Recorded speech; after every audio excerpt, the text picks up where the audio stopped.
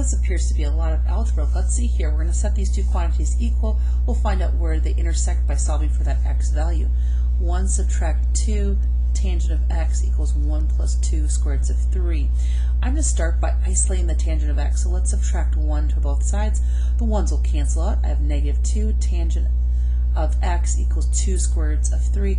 I'm going to divide by this negative 2, and I have tangent of x equals negative square root of 3.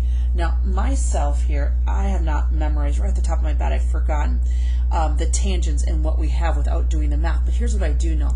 All-Star Trig class has negative tangents in quadrant 2 and quadrant 3.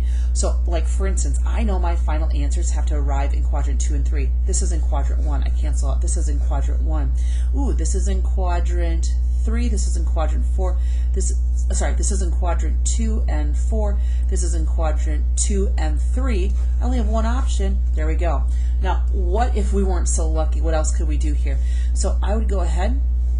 I know that tangent of x is equal to the sine of x divided by the cosine of x. So 1, 2, 3, 1, 2, 3.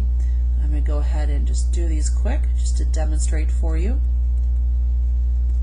All right, so I need to know, now I know that at the 45-degree mark, I know that I'm going to have a tangent of 1, but I'm going to go ahead here and I'm going to figure out what is the tangent right up here at the 60-degree reference angle, or pi over 6. I'm going to take the sine and I'm going to divide it by the cosine. I keep the first, turn division into multiplying, and flip, and you can see I get the square root of 3. Well, that's what I had. I had the square root of 3. It's negative, but that tells me that right here at ooh, I don't like that. I don't like this. Here's what I think. I think that they may have got a wrong answer here. I believe here, so if the tangent right up here is the square root of 3, I'm looking at my work, that looks good. That means we have a tangent at this reference angle right here of 2 pi over 3. I like that answer. Now where else do we have a negative tangent?